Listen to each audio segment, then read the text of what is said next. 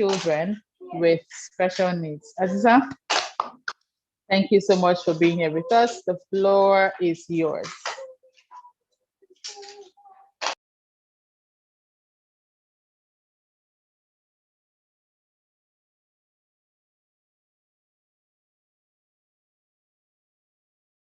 We can't hear you. Aziizah, are you speaking? We can't hear you. Ito.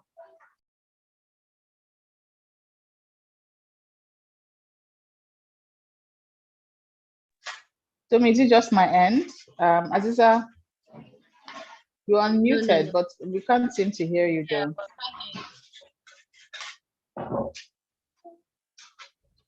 I think she joined using another account.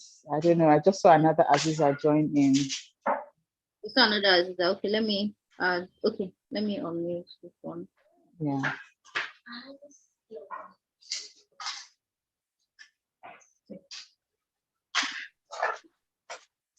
Okay. Sorry. Let me try to disconnect the audio of my. Okay, Yes. It's working now. We can hear you now. Okay, I'm coming to.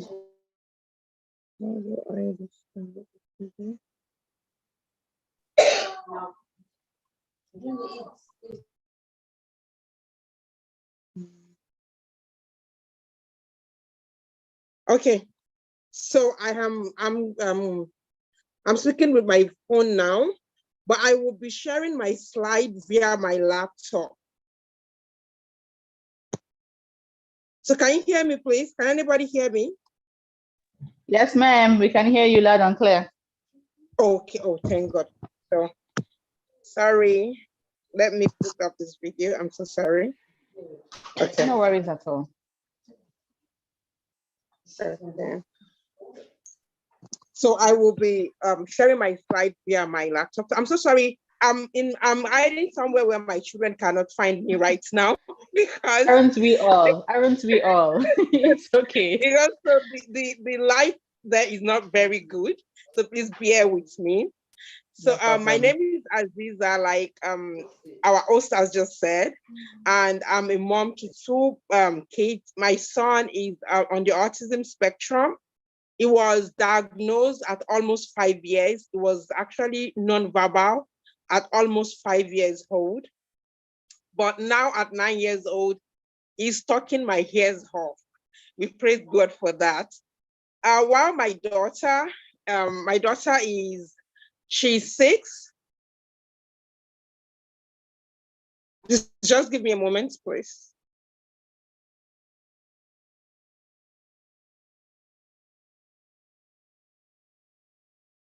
Okay.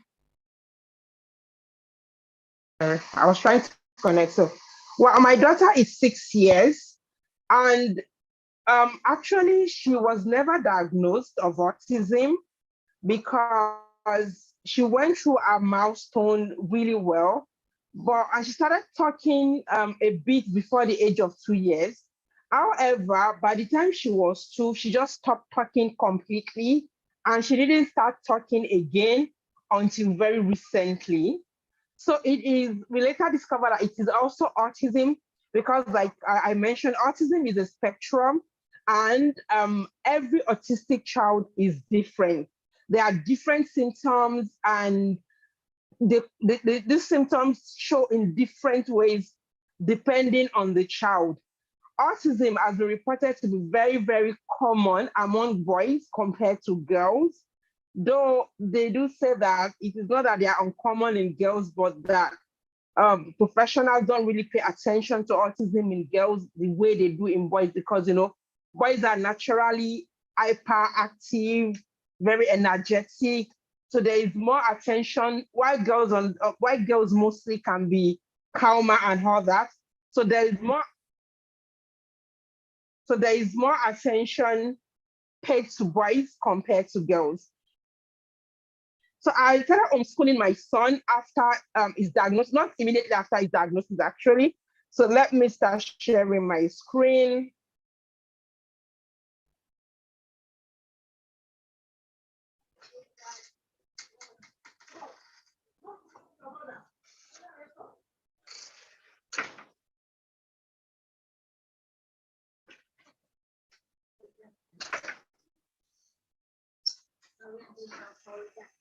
Okay.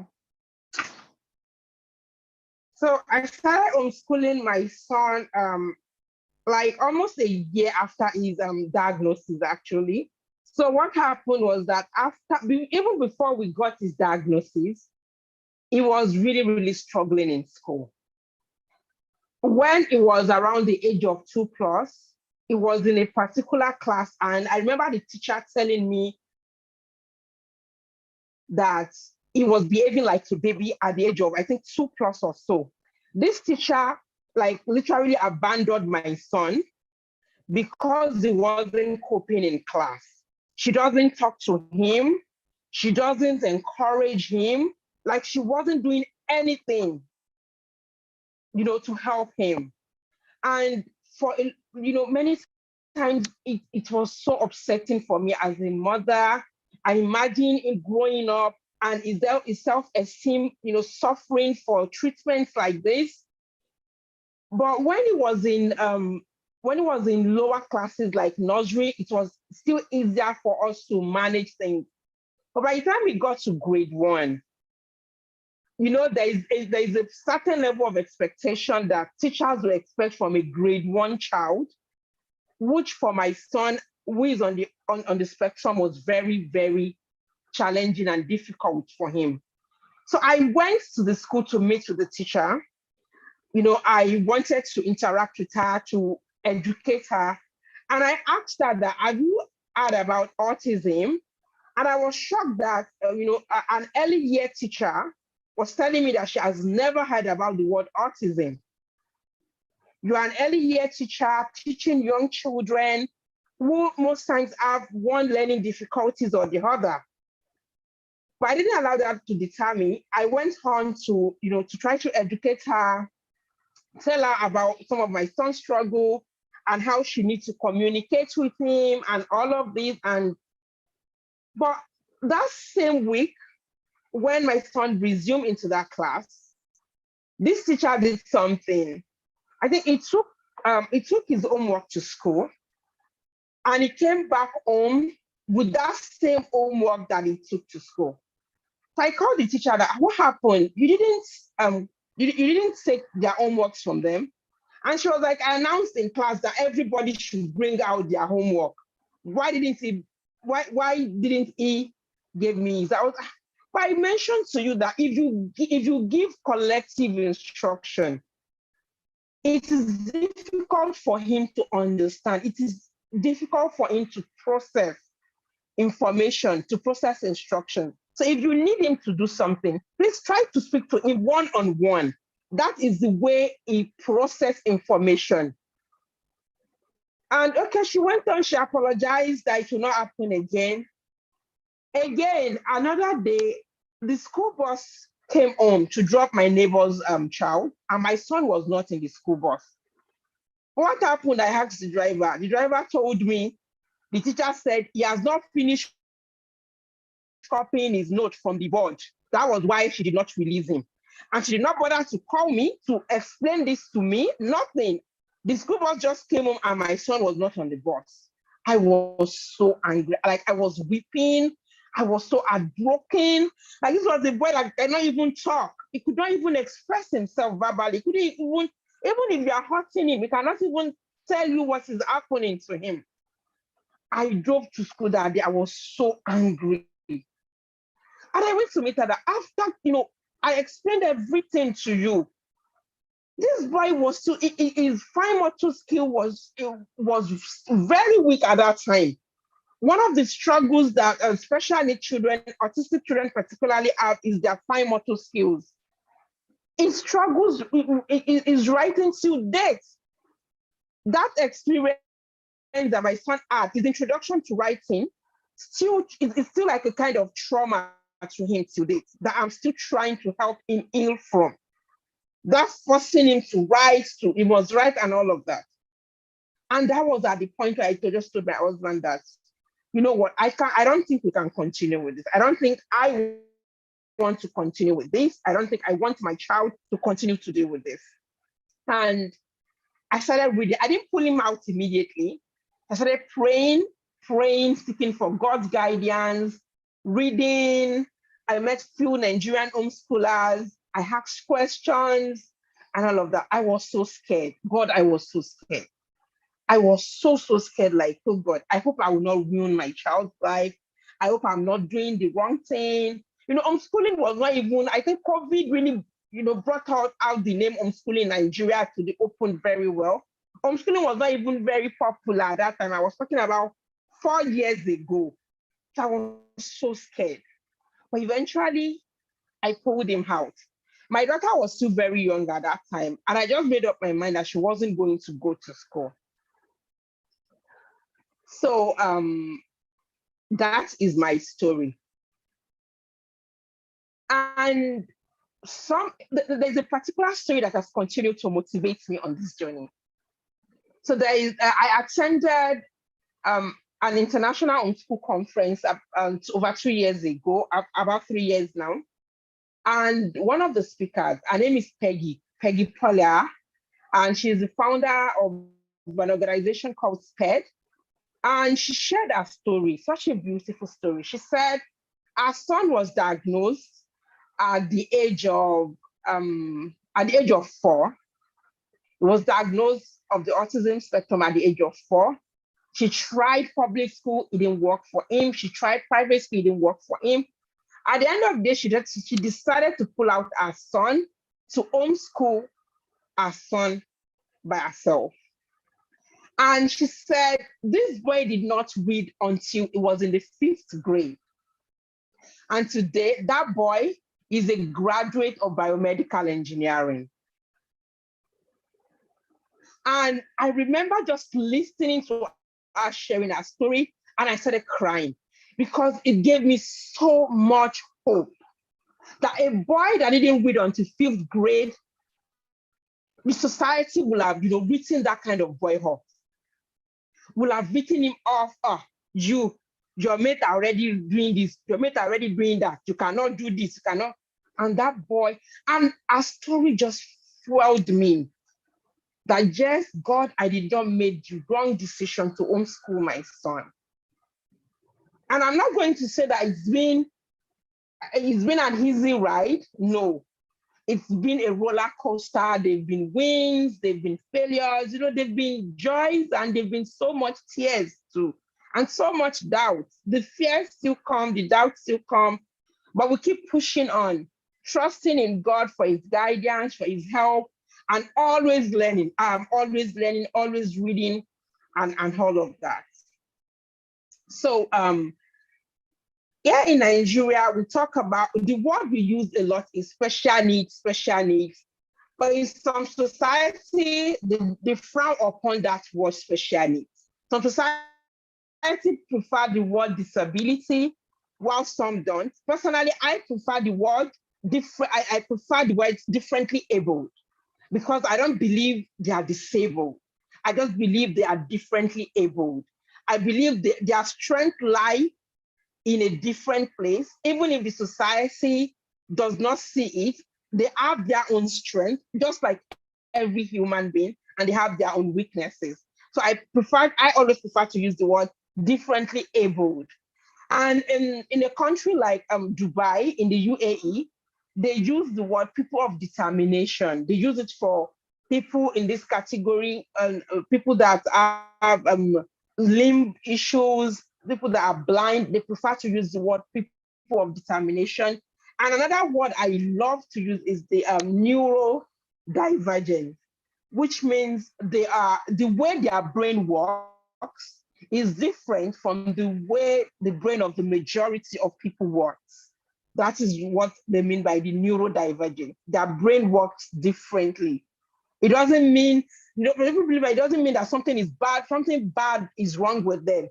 It just simply means that their perspective of the world, the way they see things, is quite different from the way majority of people do. And honestly, I think that is okay. I am someone that many people, refer to me as a party pooper, because I like to look at things really, really deep.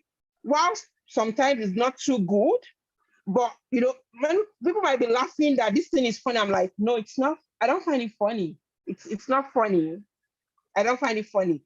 And that is me because of my perspective.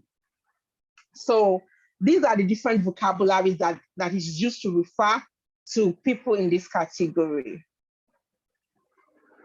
The conditions may include autism spectrum disorder, like my son and my daughter.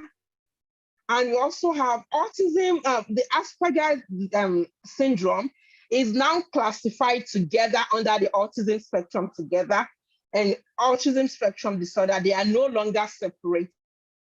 Then we have the ADHD, attention deficit hyperactivity disorder, then the Down syndrome, the cerebral palsy, then dyscalculia, which is difficulty with mathematics, dysgraphia, difficulty with writing, dyslexia, which is difficulty with reading, and dyspraxia, which is difficulty with coordination. One thing is that many children on the autism spectrum disorder usually have the symptoms of attention deficit hyperactivity disorder. They usually have difficulty with mathematics, difficulty with writing due to poor, what is it called? This skill, the gross motor skill. I've forgotten, it just skipped my mind. They are fine motor skill, yes, due to poor fine motor skills. And they also do have dyslexia. Not all of them, some of them, in many of them, some of these symptoms might present themselves all at once in some children that have autism spectrum disorder. And that is why we have autism is referred to as a spectrum, while some may be severe, some may be like a middle range, and some may be mild. You might meet someone and you're like, oh, this person is not autistic, there's nothing wrong with this person. And yes, there's actually, the person is actually struggling. For example, if you meet my son, initially when he was younger, people were like, people could pick him out. Oh, this boy, I think he has autism. But now that he's older, you can barely even recognize him as a child that has autism. But yes, he has autism. He has his struggles. Math is one of the subjects he doesn't like. And I'm trying not to project my own trauma with mathematics, not to project it on him. I'm trying to see ways to help him love mathematics, because funny enough, despite all my issues with mathematics growing up, I'm loving mathematics as I am rediscovering the joy in mathematics as I am teaching him. And that's one of the amazing things about homeschooling.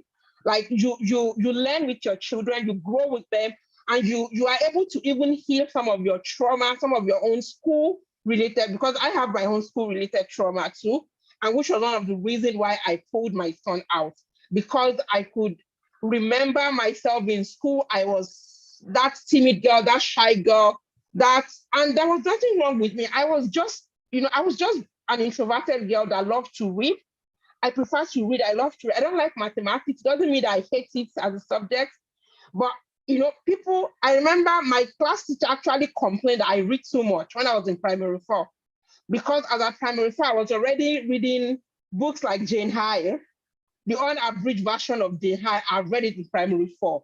So my class teacher actually wrote it in my report card that I read too much. Imagine.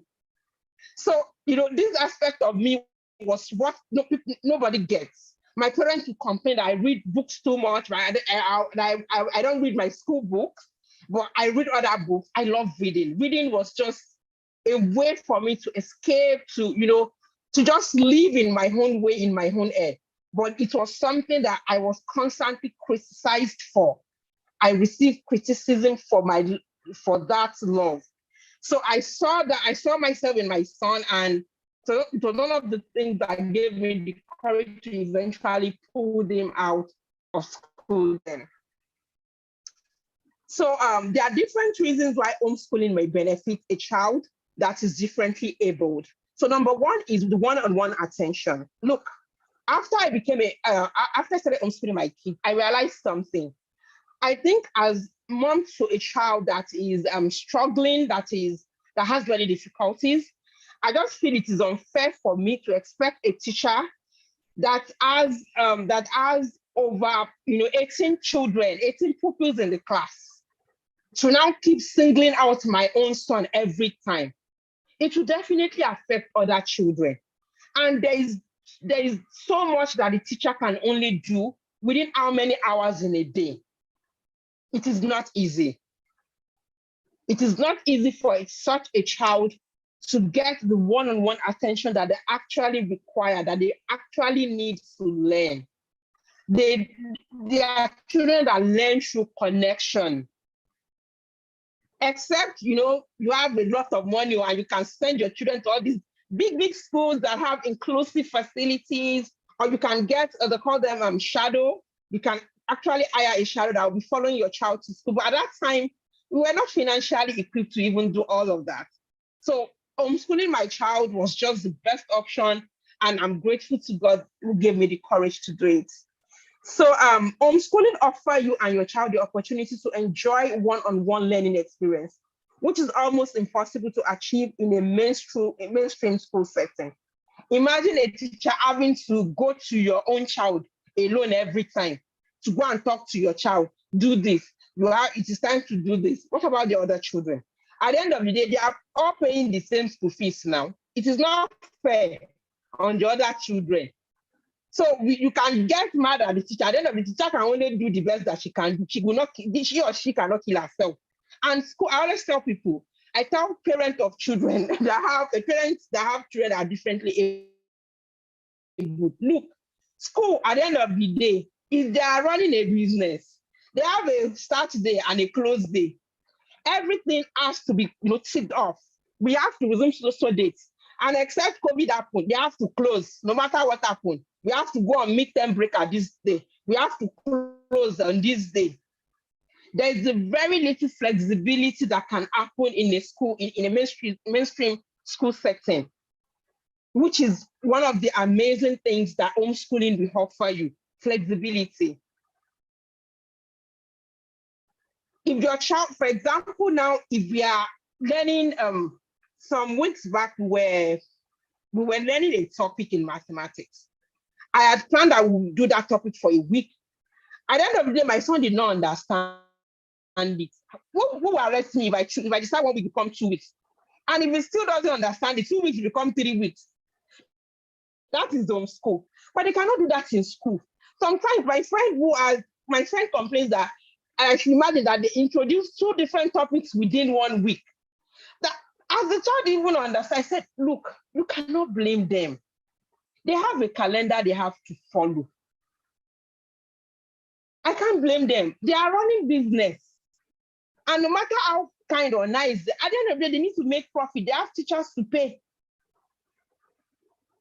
So you cannot, you can't, I don't blame them. So it is either you close your eyes to the inadequacies or you look for other alternatives like homeschooling that will allow flexibility, one-on-one attention for your child. So another beneficial thing is the individualized instruction. Like I said, they are differently able, meaning that they learn differently. So let me give an example. There was a time I wanted my son to start learning spelling, but he was still struggling with writing at that time. So initially I was trying to force him, but you have to write. Why would you? One, I just told myself, like, Madam, stop worrying yourself. If he doesn't want to write now, he will write one day. Bring out all the magnetic alphabet. Oh yeah, I started dictation. We're using your alphabet, arrange them, spell. And he was doing his spelling. At the end of the day, we achieved what we wanted to achieve. But in a way that suits his uniqueness, without me getting frustrated and him getting frustrated. And you don't have to rush anything. Nobody is chasing you. Nobody is chasing you. Recently, I discovered one amazing homeschooling curriculum for mathematics. It's so comprehensive, and I discovered some gaps that I thought we had. And I was like, okay, I don't think this boy knows how to spell. He can read. He can give him any number word in writing. He can read. You know, this is 22. I was like, I don't think this boy can write. If you dictate, I don't think you can write it. So I decided, okay, so this day we are going to focus on learning how to write number words. We resumed in October. That's what I'm saying about homeschooling. In September, I wasn't doing well mentally to resume homeschool. So it was in October that we resumed school. We resumed school in October. So it's my plan was that in October, by October, I wanted to learn how to spell 1 to 10. The first day I dictated the number because I actually wanted to know that. Is it that he doesn't know it at all, or maybe he knows it and I am not, because there are things he learned and I'm not even aware that he already knew it. And I was shocked that he was able to spell many of the numbers when I was dictating them to him. And within 3 weeks, he was able to write everything by himself. If I had forced him to learn those numbers, maybe at the age of 5 or at the age of 7, when he wasn't ready, it would have been war for both of us. That same thing, I introduced it within 3 weeks, he had already grasped and he has learned it. And that is one of the advantages of school. You don't have to push everything down their throat at once. You can space out their learning because you are the mother, you are the teacher, you understand the strength of your child. This doesn't mean that one should not challenge them. Because one of the ways you help your autistic child is by challenging their brain. Push them so that they keep exercising their brain. And that is it. If he doesn't understand something, my home is filled with so many mathematics manipulators. I remember when he was going to mainstream school and they were teaching them addition. I went to the teacher, I said, okay, why can't you be using counters for them? I remember when I was in elementary school, they even asked us to bring countertops. Those of us that went to school in the 90s, they were asked us to bring countertops to school when they want to start introducing these personal additions. Why are you not using countertops or stones for them to, to bring math alive for them? Bring this thing alive. Just telling them to be drawing circle, Some children will not understand. Let them feel it. The teacher said, that's how they are teaching it. When I brought my son home, I invested in manipulators. And we were using manipulators. My friends will laugh at me that she got open school. I said, I'm ready to open school. These 2 children that I'm teaching, God knows that it has reached my neck. It has reached my neck. Let me just be doing my thing, like this. And that is it. You can design an instruction, an educational method that fits the uniqueness of your child. That will be less frustrating for you and for your child. And at the end of the day, what is nobody, at the end of the day, nobody is going to laugh at a child that did not read until 5th grade. Nobody is going to laugh at a child that is not right until 8 years old. At the end of the day, everybody will be all right last. My daughter, I used the unschooling method for her. There's this book I read by Dr. Peter Gray. I don't know if colleagues have heard of that name, Dr. Peter Gray. I've forgotten the title of the book right now. The man is a scientist. He had to change his field of research after his own son at the age of 9 told him he's no longer going to school, that school is not working for him. And they discovered another school that allowed these children to explore. Oh my, Nepal.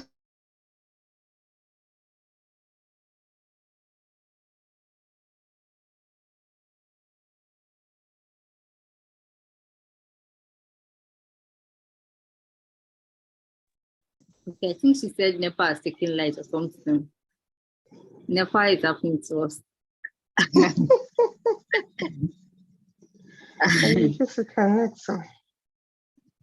Sorry? Okay, hello, can you hear me? Okay. Okay, yeah. Yes, sorry.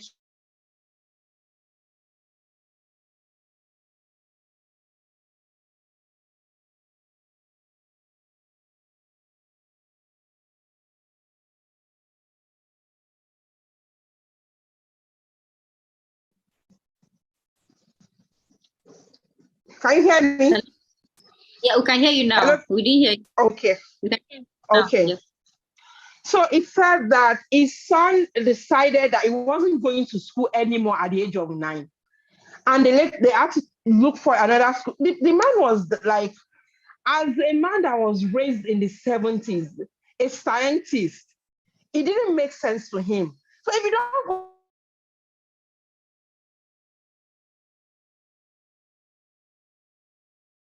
Network, oh, network, oh.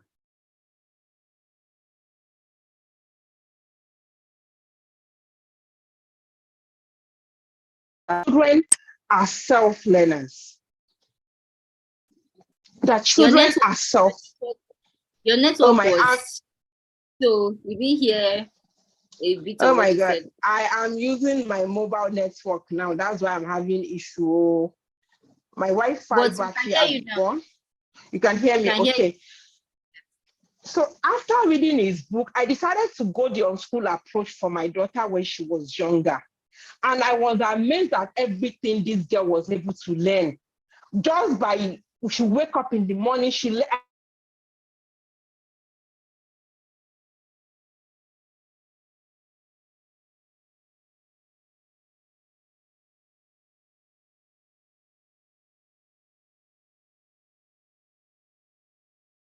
The network keeps decided, fluctuating. It's my hard to hear you, network. ma'am. Yes, it's pretty difficult. But just try. Just maybe turn off your video and use just your audio. Let's manage your bandwidth.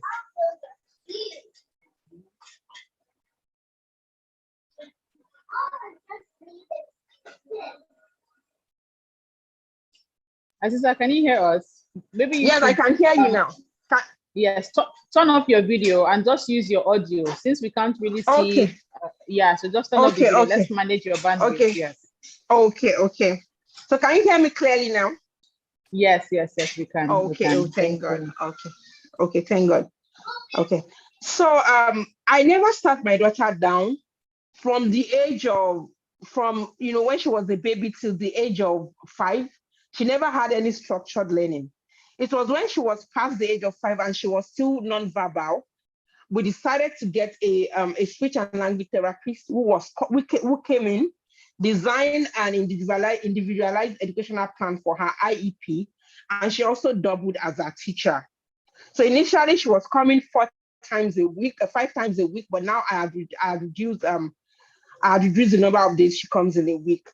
And within the time she came, I was so surprised the way my daughter took to writing, learning, doing her phonics. And it also made me realize that when we allow children's brain to mature properly, the way they will receive information that we force them to learn when they are much younger would be different when we allow them to grow older and mature properly. For example, in countries like Finland, they don't introduce things like writing, reading until children are around 7 years old. They don't. And, they are doing well. I honestly don't understand okay, now let me even go there so that it won't be like I'm throwing shades or anything. So let me be quiet. So another benefit to homeschooling your differently able child is a safe environment and also accommodation. That is, you'll be able to accommodate certain things that the school cannot accommodate. So mainstream classrooms environment are very busy, and they have things that can distract and trigger a child who is differently able depending on his or her diagnosis. So for example, my son gets easily distracted. So when he's learning, I have to keep things away from him because he's always want to touch, he's very restless, want to touch these, constantly calling his attention back to myself. And things like colors, sounds can trigger sensory flare up for a child that is on the autism spectrum and can hinder their learning ability. Also, they don't like, sometimes we learn what he's building with his magnetic tiles. He's learning. His hands are busy building his magnetic tiles and he's learning. The other day we went to the park I was push. It was on the swing. It was swinging, and we were deconstructing sentences, doing part of speech. It was swinging. These accommodations cannot be allowed in school. Sometimes when we learn for a while, it gets really restless. So we have a way we communicate. I just tell him, okay, do you need a break? And he will say, if you actually need the break, you tell me yes. We call it timeout. Do you need a timeout? But timeout, it does not connote punishment. Just timeout for him to calm down, to settle down, and be able to come back to his learning. So I give him time, take a time out. So he will just go. He can sit or stand by. If he has a wall where he stands, he will sit or stand by that wall. And when he's ready, he will tell me, I'm ready to come back. The school cannot accommodate things like this. Because like I mentioned earlier, the school is time bound. And they have things they need to tick off their curriculum, which will make it difficult for any school to accommodate all these little things that helps a differently able child to learn. So on to how to homeschool your special needs child. So a disclaimer, just understand that these things that I wrote here are not like, they are like a foundation to how to homeschool. At the end of the day, how you choose to homeschool your child will be determined by maybe your faith, your mission, your family mission, your personal goal, your dreams for your child, and maybe your family dynamics. All of these things come into play when we talk about how each family homeschool, and every family homeschool differently. So understand your child's diagnosis. So the number one is understand your child's diagnosis. The school, embrace the flexibility that homeschool offer, be patient, then on to the conclusion. So understand your child's diagnosis. No two differently able child is the same, even if they have similar named condition. So if you see two children that are on the autism spectrum, they are still different. Their diagnosis will be different. So on this, can you hear me? Yes. Okay. Also, understanding your child's diagnosis will help you prepare you for a successful homeschool journey with your child. Also, understanding your child's diagnosis and different abilities will help you to support them more effectively, and it will help you to remain your child's strongest advocate and loudest cheerleader. So, and this is very important as a parent to a child who is differently abled. You have to be ready to fight for your child. I'm not saying that I fight like a tauto, but you have to be ready to speak for your child. And you have to fiercely believe in your child. Because as your child grows older, there will be doubts. Sometimes my son will tell me something, but I don't know it. And I'm like, no, you don't know it yet. That is different. So I'm constantly teaching him the language he needs to use. I don't know it yet. And I'm constantly affirming to him that even I don't know anything until I learned it. That every single human being that you know, that you see, who seem to know something, learned it. Nobody came into this world with any baggage of knowledge. Every one of us, we had to learn, and we will continue to learn, and we will never stop learning until we die. You have to keep speaking these words into your son. You have to keep speaking. Initially, it might not make sense. It might not seem like this child understands me. But I believe strongly that somewhere inside their hearts, they hear this word. And one day you will be amazed at how they will use this word to propel themselves. And one of the words I constantly, tell my son to affirm to himself is, My challenges help me grow. It does affirmation every morning as part of our morning activities. It does affirmations. My challenge, so when is complaining, I don't know this thing. Remember, your challenges do what? My challenges help me. Affirm that to yourself. It is your challenges that will expand you, that will elevate you, that will help you grow. As long as you keep learning, you will keep growing. That is just the foundation of life. So the second point to homeschooling is disco. This one is schooling is like a mindset journey that every parent who wants to homeschool, whether your child is differently abled or neurotypical, schooling is a mindset journey that every parent that desires to homeschool should and must go through. And simply put, schooling means to unlearn that fixed idea in your mind of what education must look like. Then be open-minded to the possibilities that homeschooling can afford your children. So for many of us, even if you're about to homeschool a child that has never been to school, the fact remains that you have been to school. You spent years in a particular setting where you were constantly made to believe that this is the only thing education must look like. Classroom, blackboard, teacher standing in front, everybody sitting down quietly. Don't talk until you raise up your hand. It's been fixed into your mind.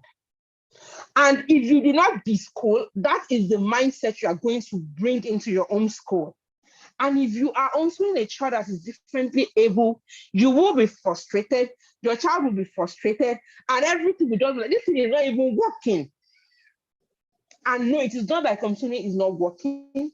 It is you who need to go through a mindset shift. And that is where the schooling takes place.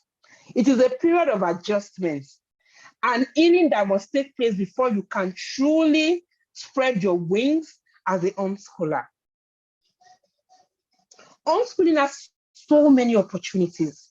And honestly, I always say, it is as, it is, if you have plenty money, if you are rich, it is as much as you want to spend that money. And if you don't have money, if you still don't have plenty money, you can still manage within what you have. That is the amazing thing about homeschool. You can fit it into any family dynamics that you are into any season. We go through different seasons in our family lives. So into any season your family is dealing with, you can find a place for homeschool within it. But you must have that belief. You must be open-minded. And you must be willing to learn and grow through it. And that is where the schooling comes in. Number 3, I've mentioned this earlier, embrace the flexibility. Homeschooling is freedom. As a parent to a differently abled child, the flexibility that homeschooling offers will ensure that you are able to make choices that fit into your child's uniqueness. You are able to play around with different learning styles, curriculums, resources, etc., until you find what works best for your child. And it is also easier to fit therapy activities into your homeschooling routine. So when I first started homeschooling my son, that was also the same time he started therapy. So we got a therapist that was coming in privately to take him once a month at that time. So he will come in once a month, take him, train me. I will watch him. And for the rest of the month, I will do the work. He will come in the following month, assess what I was able to do, see the progress, set another IEP for him, and that was how we were doing. But with my daughter, I realized it would be too much for me. My son is older now, his learning is more structured. And my daughter she really needs, one-on-one therapy, not like we did. My son was younger when he started his own therapy. So we decided that the therapist should be coming in full-time, 5 days a week at the beginning. And she did that for 6 months, 5 days a week. And we were able to fit everything into our own school. The therapy activities, this madam was already washing plates.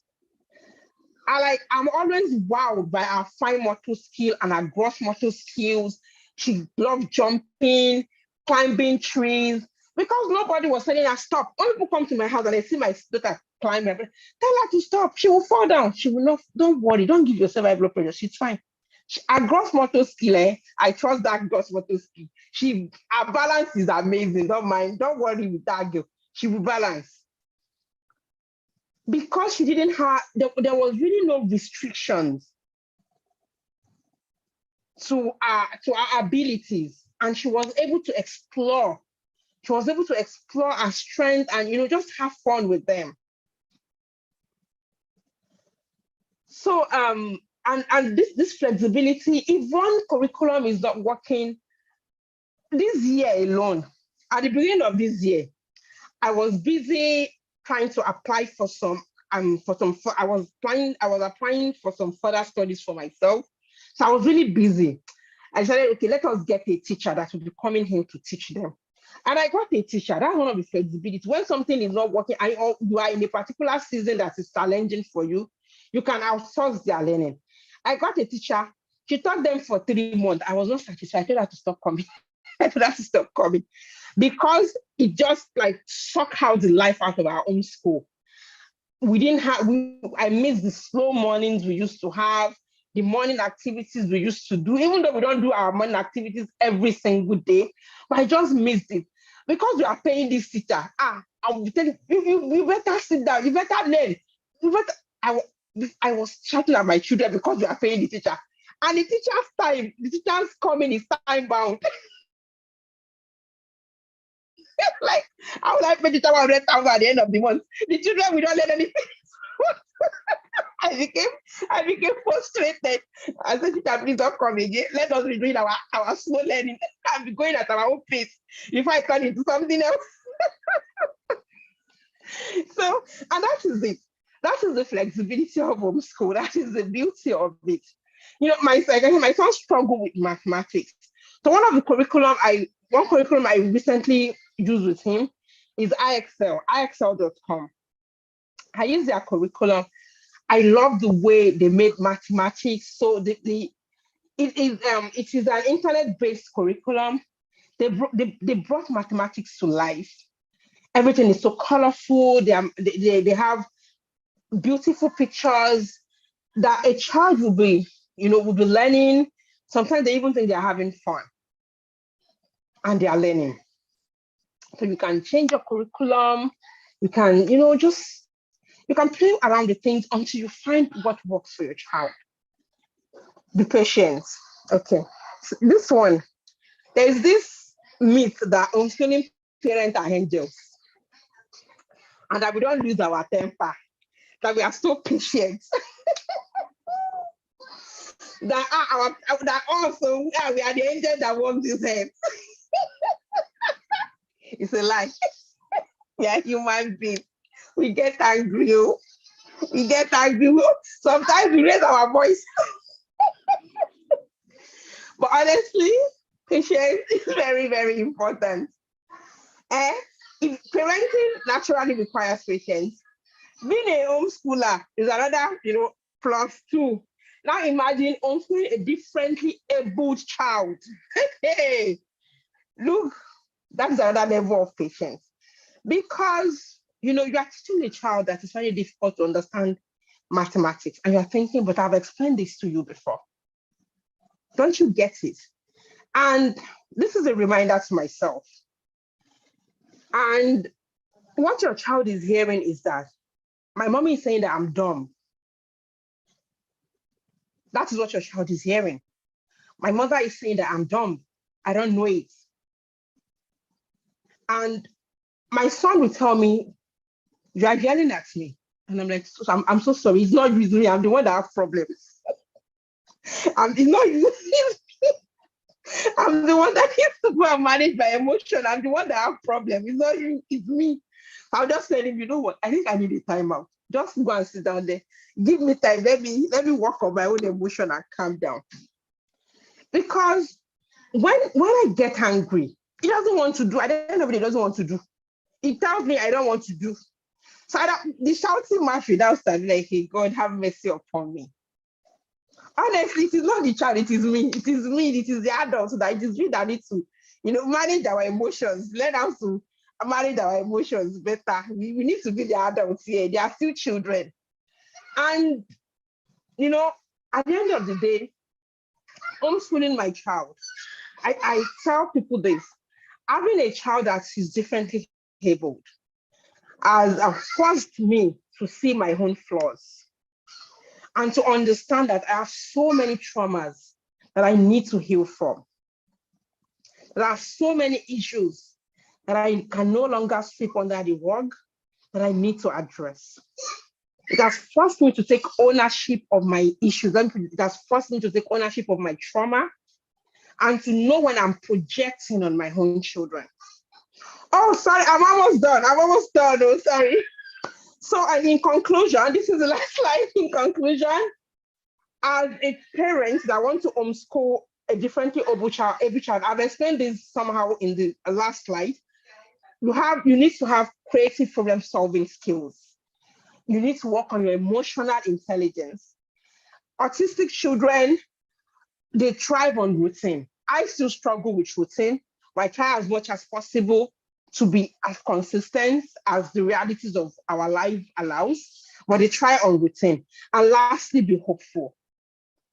I know sometimes it seems like you are teaching, they are not getting it. It seems like, but I'm teaching you this, they are not getting it.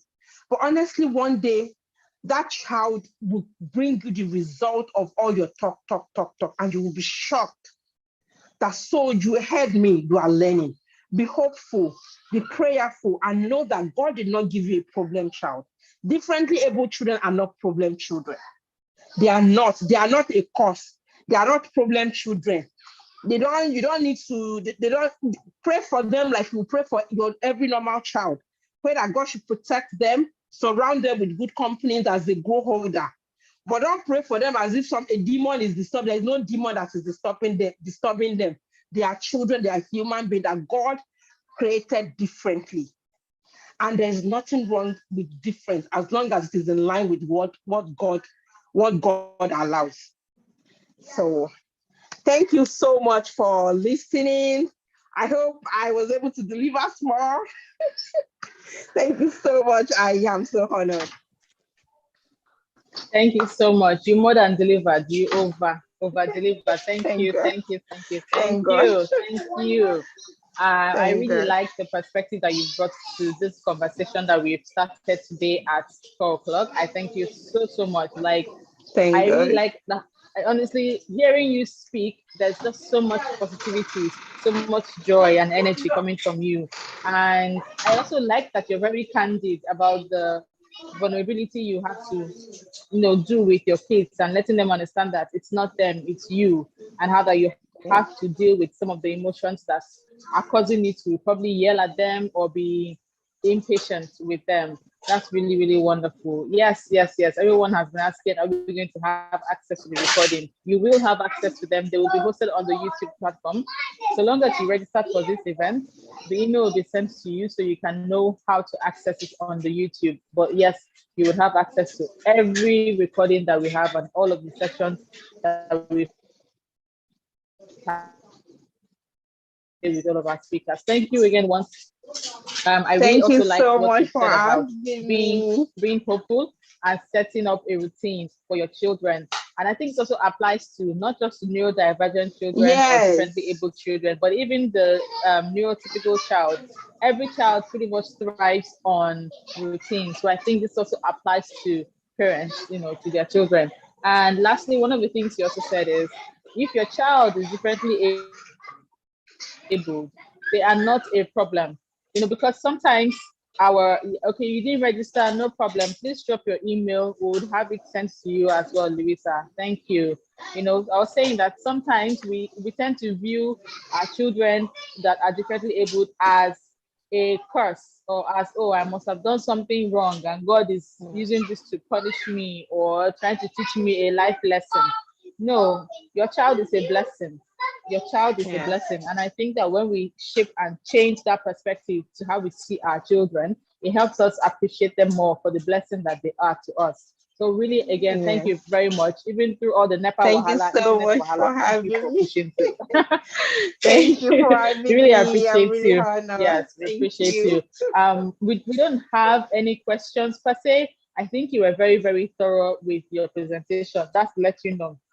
We didn't have any questions directly. A lot of us found this very enlightening in that we're able to hear firsthand from a parent who is having to, raise and nurture a child that is differently able. Some of us also have that reality, but we just feel alone and isolated. I feel like it's only us that's having to deal with this. So you being able to give us this perspective is really great. I think I have one I question here. thank God. Someone asked, what is the name of the curriculum? The name of the curriculum. Okay. There's a curriculum you had mentioned. Yes, I excel. I excel. Just IXL, I right? excel. So just IXL. type ixl.com. You can try it Okay. for free. I think they allow on their free version, on the free version, you can do 10 questions per day. Your child can do 10 Right. questions per day because you can try to see if it is something that your child will like before you invest in it. Right. Okay. Thank you so much. I hope you got that to the person who asked the question, ixl.com. Thank you all. Thank you all. Thank you all to everyone who has been with us up to this very moment. Thank you. We don't take your time for granted at all. And to all of our speakers, you have been truly, truly amazing. Thank you. From Kumbi to Adedamoye, Amaka, and now to Aziizah. Thank you all so much. Really appreciate you for your time. On behalf of the Homeschooling Conversation, we really do appreciate and thank you so, so much. To everyone who has joined in tonight and this evening, remember that you can access the sessions that we've had on our YouTube platform. Just kindly search for the Cuddle blog, and you would see the program right there on YouTube. If you didn't register, not a problem. You would also find it there on YouTube. But because we want you to have access to the presentations, you would also still need to register just so you can have them, right? So you can have access to the presentations from our speakers and other resources that they'll be sharing to those who registered for the program. So if you didn't, please still go on and register so we can have your email address. Lastly, let's remember that we're going to be at Landmark tomorrow at 10 a.m. 10 a.m. There's lots of gifts from our sponsors and those who have supported the conference. So it's going to be there for you. And you also get to meet everyone who has joined in tonight. Well, not everyone, some of us. And you then have opportunities to speak one-on-one with the speakers as well. Again, thank you once again. This brings us to the close of today, day one of the Homeschooling Conversations 2022. We look forward to seeing you tomorrow. Tomorrow's session will also be live streamed on YouTube as well. So if you're not able to be with us in Lagos at Landmark, you can join in with the link. We'll send that to everyone who registered, and you can join in on the Cody blog by 10 a.m. We'll be live on the stream. Have a good night. Thank you all. Thank you all. Thank you all. To all of our speakers, all of our participants, thank you. You have been amazing. God bless you. Have a wonderful evening. See you tomorrow. Bye. Bye, everyone. Bye, everyone. Bye, everyone. Bye, bye, bye. This has been really, really fantastic. Bye. There's no gift for the last person to sign out. There's no gift for the last person to sign out. So bye-bye. Yeah. No gift. Those who are in Ibadan, remember, we're going to reach out to you. We're taking your details. You'll get your gift communicated to you. Thank you. See you tomorrow. Bye. You want to try your luck? No. Tinuke, bye-bye. No, no gift for the last person. Please be going, oh, be going, oh. See you at 10 o'clock. Go and sleep. Go and sleep. Tommy, thank you. You've been wonderful. You've really been great. See you tomorrow, bright and early, 10 o'clock, 10 o'clock. All right, let me go and take care of my constituency members. Bye. Bye, Shola.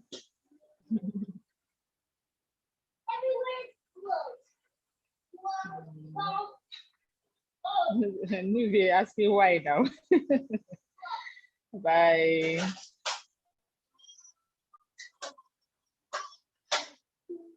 Tell me, I can take a bow, Abby.